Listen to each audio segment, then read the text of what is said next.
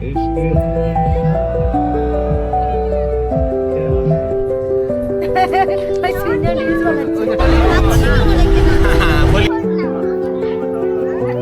3 हो।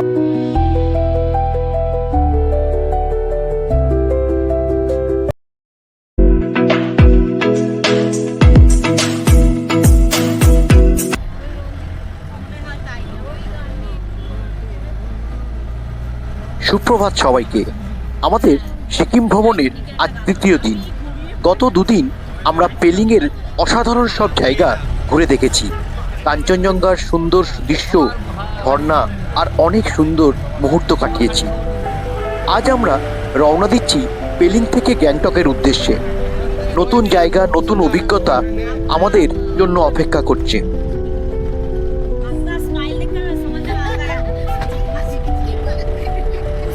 বন্ধুরা, পথে আমাদের প্রথম গন্তব্য নামচি চারধাম। এখানে ভারতের 4টি পবিত্র ধর্মস্থানের প্রতিরূপ দেখা যায়। জায়গাটা খুবই শান্ত এবং মন ভালো করে দেওয়ার মতো। তারপর আমরা যাব তেমি টি গার্ডেন, সিকিমের একমাত্র চা বাগান। চারিদিকে সবুজ পাহাড় আর চা বাগানের মধ্যে দিয়ে এরকম একটা সুন্দর পরিবেশ।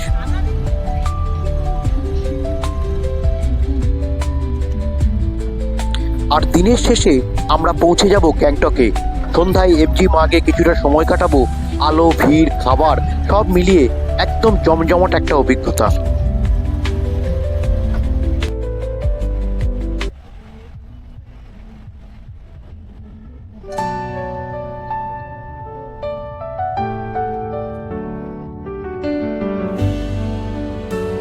তাই বন্ধুরা, আমাদের সঙ্গে থাকুন এই সুন্দর যাত্রায়, পেলিং থেকে গ্যাংটকের এই নতুন পর্বে।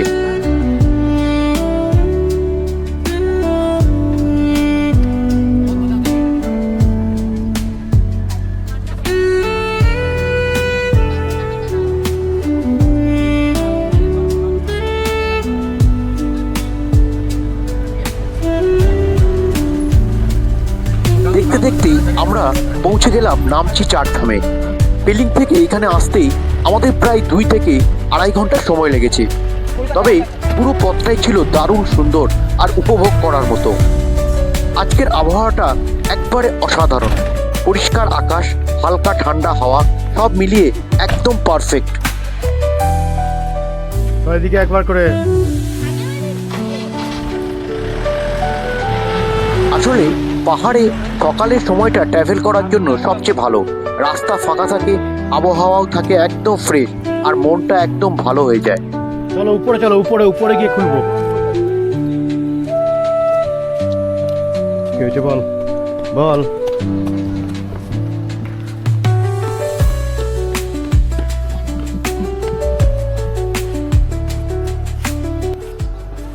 আমরা অবশ্য এই নামচি চারধামে এর আগেও 2022 সালে একবার এসেছিলাম, তাই এটা আমাদের জন্য দ্বিতীয়বার। তবুও জায়গাটার সৌন্দর্য আর পরিবেশ এমন যে বারবার আসলেও একটু বিরক্ত লাগবেন না। সামনের কাউন্টার থেকে টিকিট কেটে আমরা ধীরে ধীরে উপরের দিকে এগিয়ে গেলাম। নতুন করে আবার সবকিছু অনুভব করার সময় চলে এলো।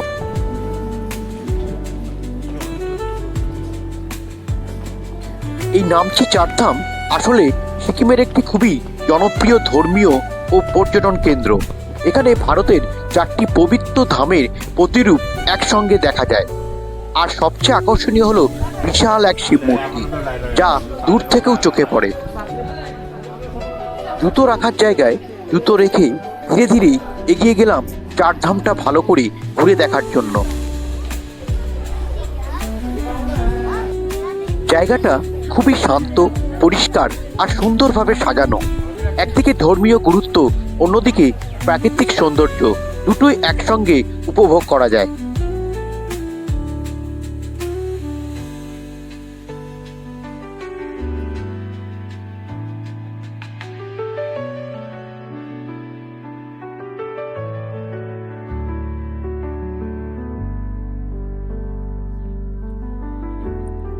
যারা নামচি চারধাম ঘুরতে আসবেন তাদের জন্য ছোট্ট কিছু টিপস। প্রথমত, সকালে একটু তাড়াতাড়ি আসার চেষ্টা করবেন। এই সময়টা আবহাওয়া ভালো থাকে আর ভিড়ও কম থাকে, তাই আরাম করে ঘোরা যায়। দ্বিতীয়ত, এখানে ভেতরে ঢোকার আগে জুতো খুলে রাখতে হয়, যেমনটি দেখলেন, তাই সেই অনুযায়ী প্রস্তুত থাকবেন। আর তৃতীয় হচ্ছে, পরিষ্কার পরিচ্ছন্নতা অবশ্যই বজায় রাখবেন। এটা একটা ধর্মীয় স্থান, তাই পরিবেশটা সুন্দর রাখাটা আমাদেরই দায়িত্ব। আর সব শেষে সময় নিয়ে ধীরে ধীরে পুরো জায়গাটা ঘুরে দেখবেন, তাহলেই আসল মজা আর শান্তিটা অনুভব করতে পারবেন। বন্ধুরা, সামনেই সেই আইকনিক মহাদেবের বিশাল আকৃতির মূর্তি। দূর থেকেই যার মহিমা অনুভব করা যায়, আর কাছে আসতেই যেন আরো বিস্মিত করে দেয়। প্রায় 108 ফুট উঁচু এই শিব মূর্তিটি নামচি চারধামের প্রধান আকর্ষণগুলির মধ্যে একটি। চারিদিকে পাহাড় আর নীরবতার মাঝে দাঁড়িয়ে থাকা এই মহাদেবের মূর্তিটি সত্যি এক অসাধারণ অনুভূতি দেয়। মনে হয় যেন কিছুক্ষণ সবকিছু থেমে গেছে, শুধু এই মুহূর্তটাই উপভোগ করার জন্য।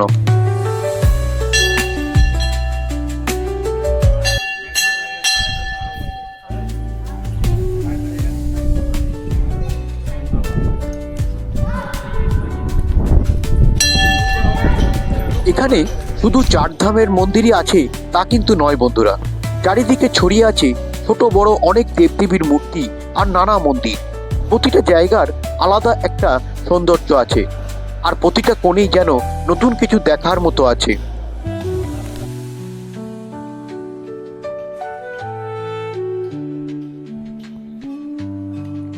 পুরো নামচি চারধামটা ভালো করে ঘুরতে দেখতে সাধারণত 1.5 ঘন্টা থেকে 2 ঘন্টা সময় লেগে যায়, তাই সময় নিয়ে আসাই ভালো, যাতে কিছু মিস না হয়ে যায়।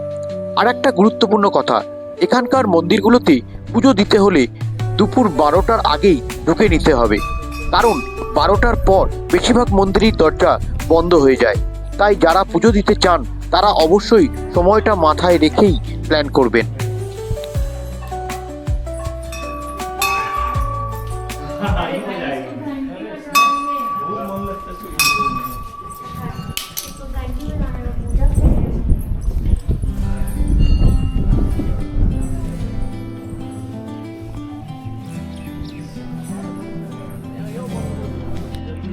আপনাদের এখানে একটি তথ্য দিয়ে রাখি, নামচি চারধাম প্রকল্পটি তুলনামূলকভাবে নতুন। এটি 2011 সালের দিকে সাধারণ মানুষের জন্য খুলে দেওয়া হয়। এই জায়গাটা তৈরি করার মূল উদ্দেশ্য ছিল একসঙ্গে ভারতের 4টি পবিত্র ধাম বদ্রীনাথ, দ্বারকা, জগন্নাথ আর রামেশ্বরম এর প্রতিরূপ এখানে তুলে ধরা, যাতে সবাই এক জায়গাতেই সেই অনুভূতিটা পেতে পারেন।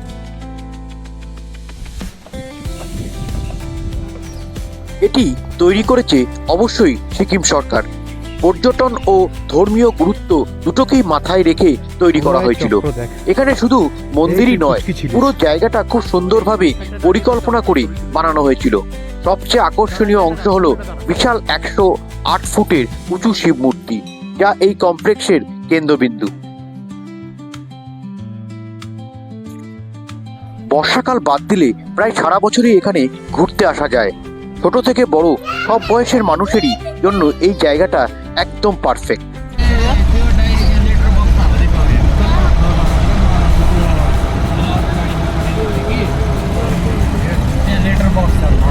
এবার আমরা এগিয়ে চললাম আমাদের দ্বিতীয় গন্তব্য এমি টি গার্ডেনের দিকে। গতবার সিকিমে আসার সময় এই সুন্দর জায়গাটা দেখা হয়ে ওঠেনি, তাই এবার এক্সাইটমেন্ট একটু বেশি ছিল।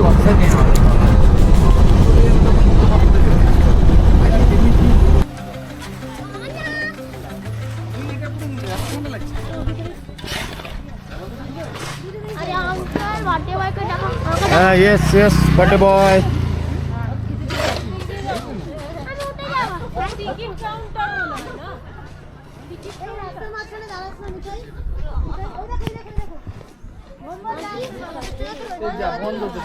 এইখান থেকেই হবে, ওইখান থেকে।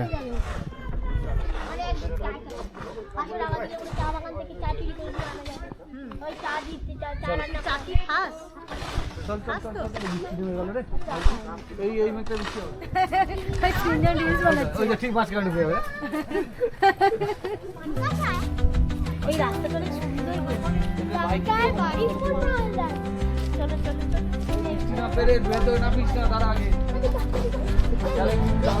প্রায় 45 মিনিট থেকে 1 ঘন্টার পথ অতিক্রম করে আমরা পৌঁছে গেলাম টেমি টি গার্ডেনে। নামচি থেকে খুব বেশি দূরে নয়, কিন্তু পথটা একবারেই মন ভরে যাওয়ার মতো সুন্দর ছিল। টেমি টি গার্ডেন সিকিমের একমাত্র চা বাগান, যার সমুদ্রপৃষ্ঠ থেকে প্রায় 5000 থেকে 6000 ফুট উচ্চতায় অবস্থিত।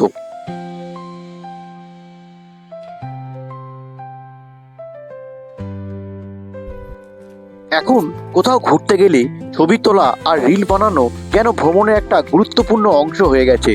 তাই আমাদের কচি কাঁচা সবাই মিলে এই ধরনের আবদার মেটাতেই হলো। হালকা কুয়াশা আর ঠান্ডা হাওয়া মিলিয়ে এখানে একদম শান্ত আর রিফ্রেশিং একটা পরিবেশ তৈরি হয়, যেখানে দাঁড়িয়ে শুধু চারপাশটা দেখলেই মনটা ভালো হয়ে যায়। এখানকার চা কিন্তু খুবই বিখ্যাত, বিশেষ করে অর্গানিক টি, যা দেশে বিদেশে এক্সপোর্ট করা হয়। আমরাও বেশ কিছু চায়ের প্যাকেট কিনে নিয়ে এসেছিলাম।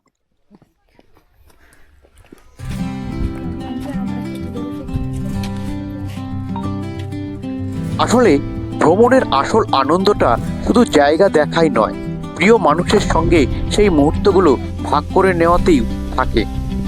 সে পরিবার হোক বা বন্ধু বান্ধব হোক, সবাই মিলে। দিব্যেন্দুদা, পুরঞ্জিত আর আমাদের পরিবার সবাই মিলে পুরো ভ্রমণটা দারুণভাবে উপভোগ করছিলাম।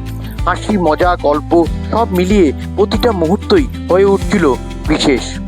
একসঙ্গে কাটানো এই সময়গুলোই আসলে ভ্রমণকে আরো বেশি সুন্দর করে তোলে। এবার ধীরে ধীরে সন্ধে নেমে আসছিল, তাই আর দেরি না করে আমরা গ্যাংটকের উদ্দেশ্যে রওনা দিলাম। টেমি টি গার্ডেন থেকে গ্যাংটক পৌঁছতে সাধারণত 1.5 থেকে 2 ঘন্টার সময় লাগে, যদিও রাস্তার অবস্থা আর ট্রাফিকের উপর সময়টা একটু কম বেশি হতে পারে। যেমনটা ভেবেছিলাম বন্ধুরা, ঠিক তেমনই ট্রাফিকের জন্য গ্যাংটক ঢুকতে একটু দেরি হয়ে গেল। গ্যাংটকে আমাদের থাকার জায়গা ছিল মাইলস্টোন, এমজি মার্গ থেকে প্রায় 800 থেকে 900 মিটার দূরে। লোকেশনটা খুব সুবিধাজনক আর চারপাশ বেশ ভালো লাগার মতো ছিল। আর হোটেলটা সত্যি বলতে খুবই সুন্দর ছিল। রুম, পরিবেশ সবকিছু একদম আরামদায়ক। সারাদিনের ক্লান্তি কাটানোর জন্য এরকম একটা পারফেক্ট হোটেলই আমাদের দরকার ছিল।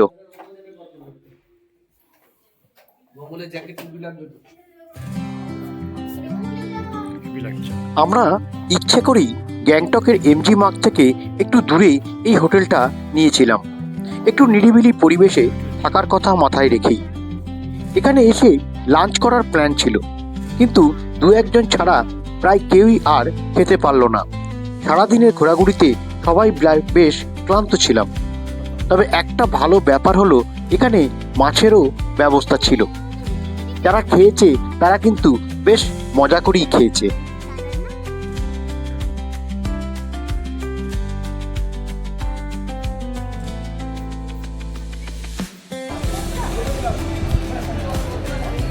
একটু রেস্ট নিয়েই আমরা বেরিয়ে পড়লাম এমজি মার্গের উদ্দেশ্যে।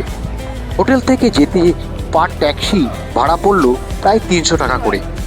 দুটো গাড়িতে আমাদের সবারই হয়ে গেল। সময়ও খুব বেশি লাগেনি, মোটামুটি 8 থেকে 10 মিনিটের মধ্যেই আমরা পৌঁছে গিয়েছিলাম এমজি মার্গ।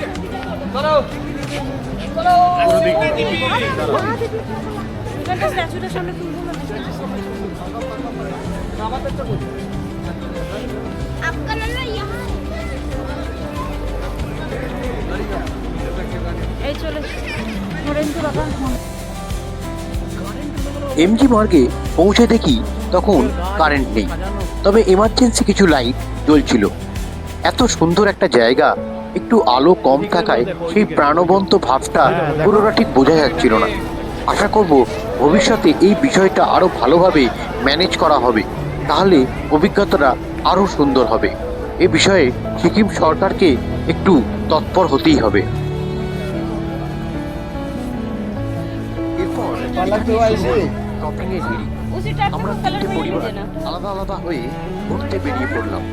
কে কোথায় দিচ্ছে, কে কি দেখছে, একেবারে জমে উঠেছিল পুরো ব্যাপারটা।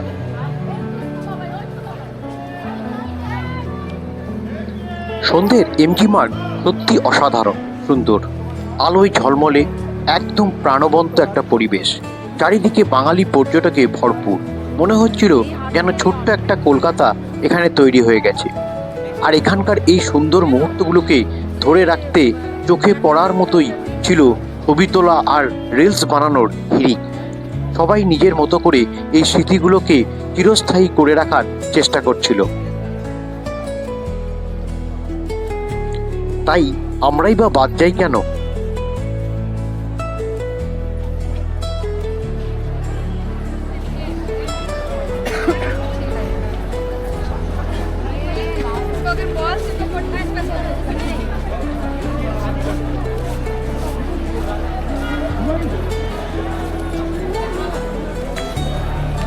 আমারও মনে ছিল।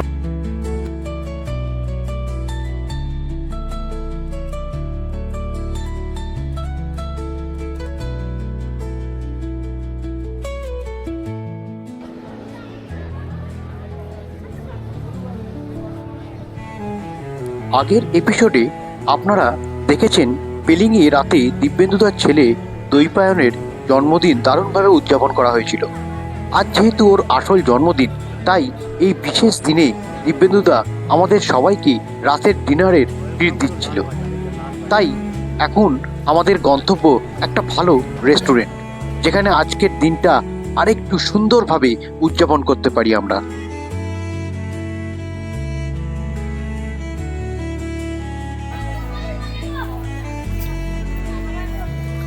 রেস্টুরেন্টের খোঁজটা দিয়েছিল সৃঞ্জন। আগেই প্ল্যান করে রেখেছিল বলে আগে থেকেই একটা ভালো রেস্টুরেন্ট দেখে রেখেছিল, তাই আর বেশি খোঁজাখুঁজি করতে হলো না। সোজা আমরা সবাই মিলে ঢুকে গেলাম OSM রেস্টুরেন্টে, একদম এমজি মার্গের উপরেই, আজকের ডিনারটা উপভোগ করার জন্য।